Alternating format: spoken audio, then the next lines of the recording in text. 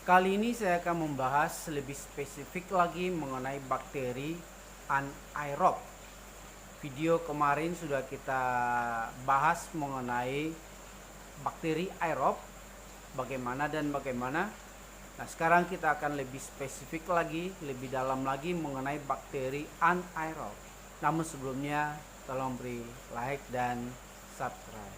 Terima kasih. Baik.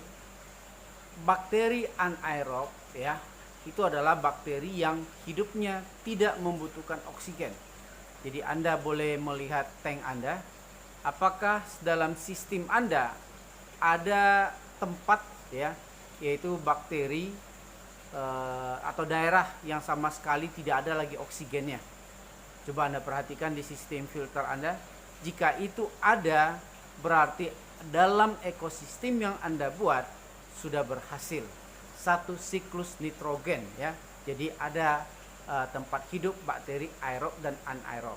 Seperti bakteri yang kita pasarkan, di dalamnya sudah mengandung bakteri aerob dan anaerob. Kita akan lebih detail lagi. Di belakang saya banyak produk yang saya jual, semuanya produk import. Mulai dari bakteri aerob dan ada juga bakteri anaerob ya. Juga reaktor untuk bakteri anaerob juga ada, itu namanya denitrator namanya. Itu adalah tempat atau media hidup dari bakteri anaerob. Saya ada jual seluruhnya. Juga ada fosfan reaktor, yaitu mengikat fosfat dari sistem Anda, dan juga ada dalam bentuk chemicalnya, yaitu fosfat remover. Saya juga ada kanister ya. Jadi dari mini kanister ada, lebih besar ada. Jadi kalau mini kanister atau kanister, sistem kanister itu di dalamnya sudah ada media untuk hidup bakteri aerob dan anaerob. Jadi udah lengkap. Nah, kalau denitrator memang spesial dikhususkan untuk bakteri hidup anaerob.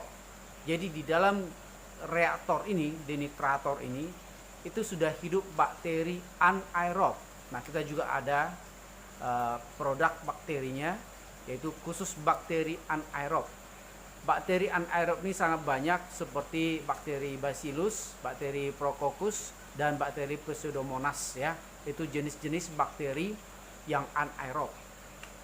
Apa fungsi dari bakteri anaerob?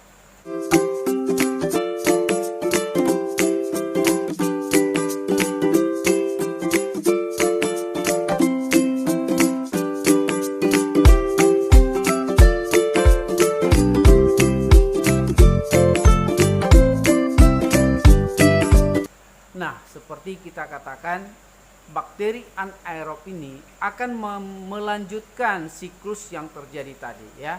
Kita ulang kembali, kalau pada siklus aerob, bakteri Nitrosomonas akan mengolah amoniak menjadi nitrit ya, itu pada kondisi aerob membutuhkan oksigen. Kemudian nitrit ini akan diolah oleh bakteri Nitrospira menjadi nitrat. Nah, ini akan bersambung lagi. Jadi kalau yang diketahui para pemula selama ini, nitrat itu akan diolah oleh Chaeto dengan sistem refugium. Nah, sebenarnya itu bisa diolah oleh bakteri pada kondisi anaerob. Hasil akhir dari pengolahan nitrat oleh bakteri anaerob ya, itu akan menjadi nitrogen bebas yang dibutuhkan oleh tanaman atau alga growing ya, dibutuhkan. Nah, itulah sebenarnya yang terjadi dalam satu siklus nitrogen. Nah, coba Anda perhatikan pada sistem Anda, filtrasi Anda. Apakah sudah ada daerah atau wadah tempat hidup bakteri anaerob? Maka kunci dari satu ekosistem adalah membuat filter di mana ada tempat bakteri aerob dan ada tempat bakteri anaerob. Jadi Anda bisa melihat, jika Anda pernah berpikir mengapa satu SAM dibuat beberapa chamber ya. Sebenarnya semakin kecil chambernya berarti otomatis semakin banyak ruang sekat-sekatnya. Sebenarnya apa tujuannya itu?